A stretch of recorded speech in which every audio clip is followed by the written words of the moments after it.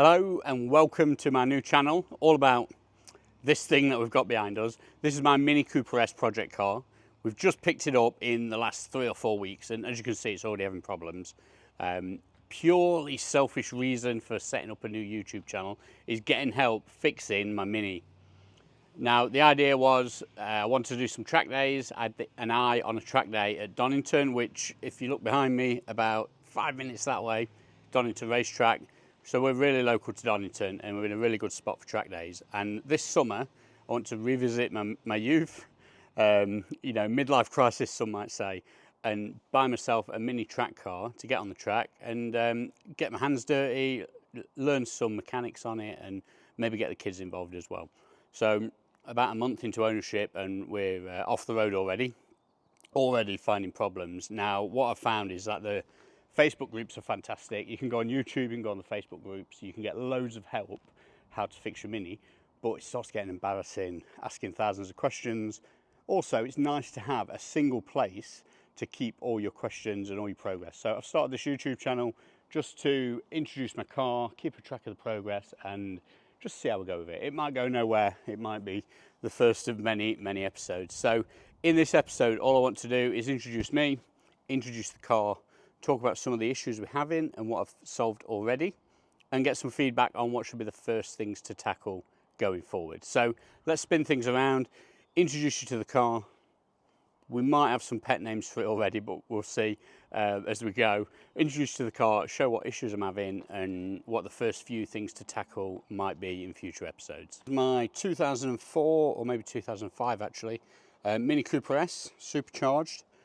We've got a couple of issues and a couple of problems that needs resolving, but overall it drives really nice. So I bought this for 1,200 quid, and at the time I thought I was getting myself a bit of a bargain. I bought it in the dark, which might have been a little bit of a mistake, but you can see, you know, as I walk around the car, it's not in too bad condition for a 21-year-old car.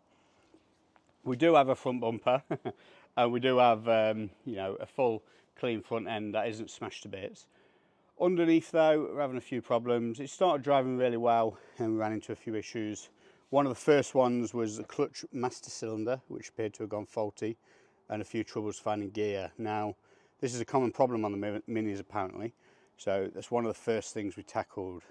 Overall, it's not a bad example. I mean, when you look around the bodywork, you can see there's not too many dints, not too much rust. Bit of bird poo on the roof, nothing major there. Underneath it's fairly straight. Got an engine mount here that needs a bit of attention. Original suspension by the looks of it. It's had a brake upgrade, as you can see here. Yeah, it has had a brake upgrade. It's had a new radiator on as well by the front of it. I am a little bit concerned it might have been in a front end crash. It wouldn't be too surprising for, you know, this type of car.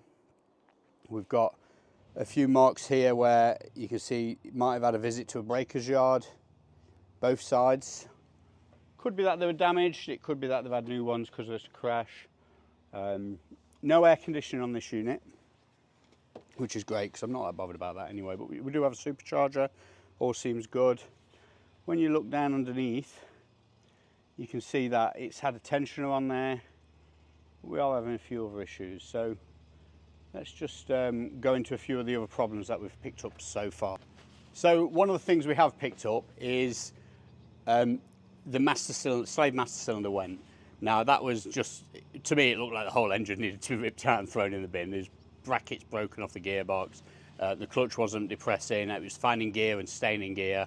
When the engine was running I couldn't get out of gear. A quick post on the Facebook groups and people said there's a kit that you can buy to actually replace this, but it's a pig of a job. And I watched quite a few different YouTube videos of other people encountering the same issue, and it was indeed a pig of a job. But once you got the hang of it, it's sorted. So I've managed to fix that and I'll show you what I actually did to resolve that issue. But it's back on the car, it's been for a drive, and we can find gear now and it can drive. It probably still needs bleeding a bit, gears are quite crunchy. But overall I'm quite happy with where we're at. So the next step is to fix some of the other problems that we're having underneath.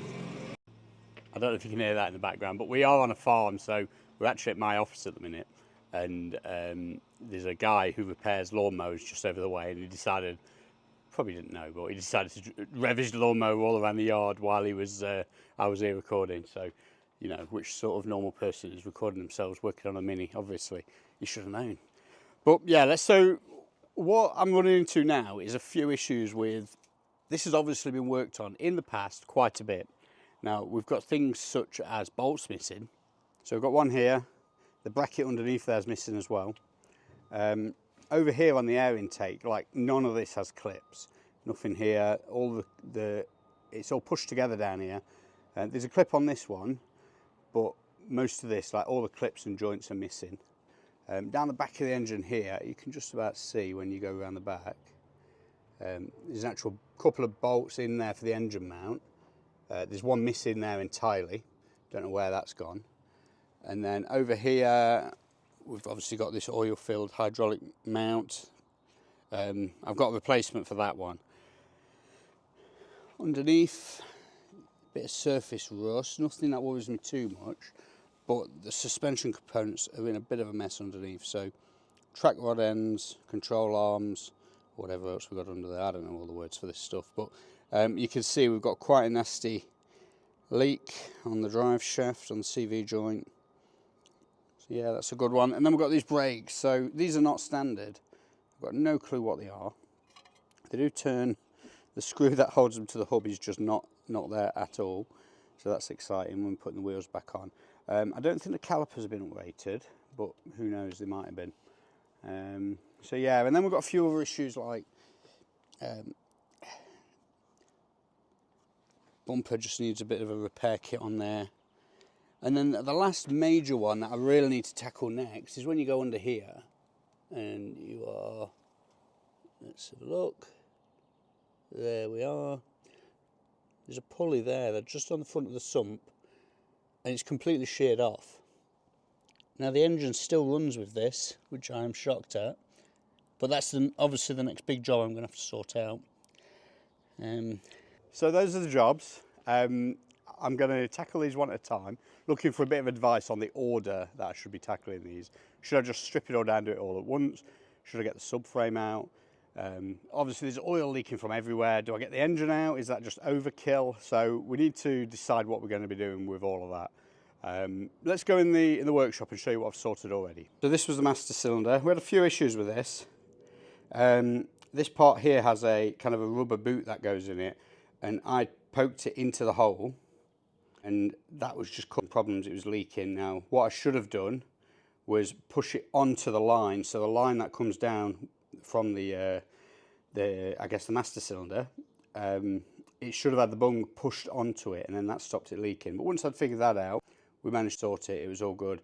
Now this thing here is my little jig that I mocked up just to get this compressed. You have to compress this spring and use these bolts to fully compress it before we fill it. So we filled it with oil first, compressed it, and then managed to get it all up and running. So we did a good job. We bought the repair kit off eBay to get that all working. That went really well. So yeah, happy with that. A good repair.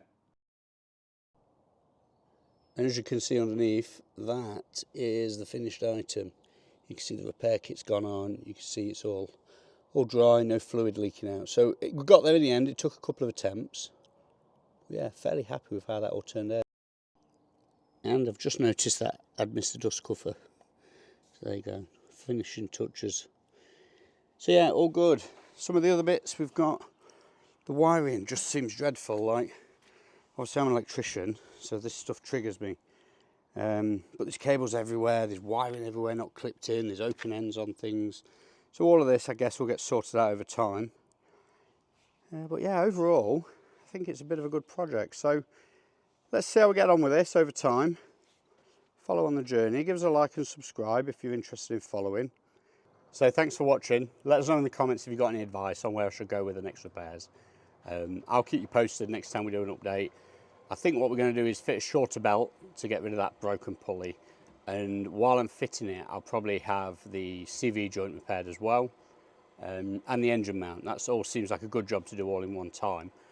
Additionally, the clutch and gearbox are still having problems selecting gears, so I really need to get on top of that. So all of these are going to be my major next list of jobs, and then we'll take things from there and we'll see where the journey goes. So thanks for watching, and we'll see you on the next video.